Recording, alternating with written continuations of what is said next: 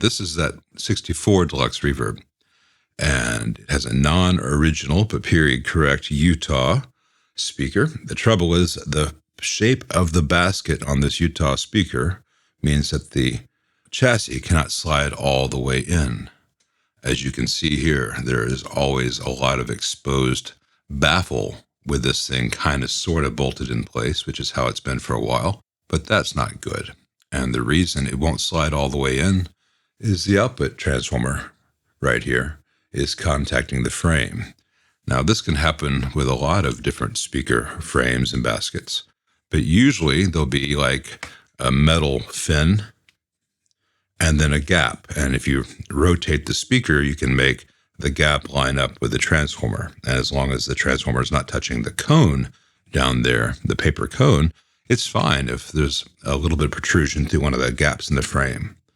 But on this Utah, there is no gap which can be made to align with this transformer unless I were to remove all the screws from the baffle, remove the grill cloth, install new screws rotated so that that little hole, right here, would be moved over, a whole 1/8 of an inch.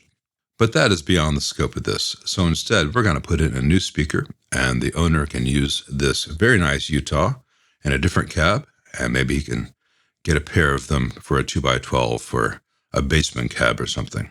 But anyway, let me change this out and show you what we've chosen and give you a little taste of what it sounds like. First of all, you can see here when I was soldering it, I soldered the speaker outside of the cab. That's always preferable. It's easier.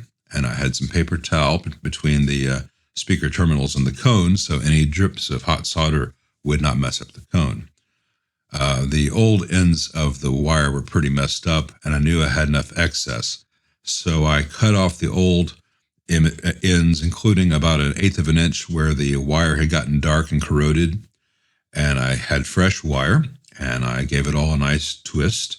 And then I tinned the very ends of the wire so that I knew that once I bent the wire, all the various strands would not start to separate. So the end was tinned to itself, and the rest of it had no solder on it yet. And as you can see here, I wrapped it through and around the terminal up against itself again, and then I soldered the wire to itself, and then I soldered the wire fully to the terminal. And that's a very good mechanical connection beneath the solder. Now, I've already installed all but one screw here, and I usually tighten these in a drum fashion. For this video, I've tightened them all up, but I'm going to loosen and then retighten them after this so that I can make sure I have equal tension, because I don't want to pull one side of the frame closer to the baffle than the others. I don't want to deform anything. So I like to do a little bit of tension here, a little bit of tension there, spread it out in a pattern like you tune a snare drum, if any of you have done that. But for this lesson, I want to talk about fasteners.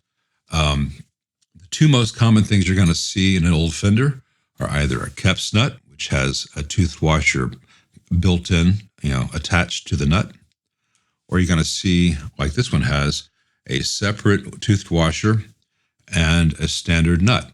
It is also acceptable to put a little plain washer behind all that so you don't mar the finish. In this case, I'm not doing that. I'm just doing it the way Fender did. So this goes on here. You can also just use the Kep's nut. If you use a Kep's nut, don't also use a toothed washer, but you can use a plain nut. I would not recommend using nylock nuts for connections, especially in an old Fender where the screws are literally screwed into the baffle from the other side, because the nylock nut has enough torque on it, it can just pull the screw out of the baffle. The issue is that the screws used to hold these old Fender baffles have threads on the other side and threads on this side, and they're designed so that as you tighten on this side, it actually tightens the screw into the baffle. But this is particle board, and over the years it can absorb moisture, or it can become stressed from weight. It's very easy to damage that. And once that happens, if you have any kind of problem on this end, it can just back the screw out on the other side, and it can puncture your grill cloth. If it hasn't gone too far, I can usually repair that If it's really bad, I can install T-nuts or metal inserts, etc.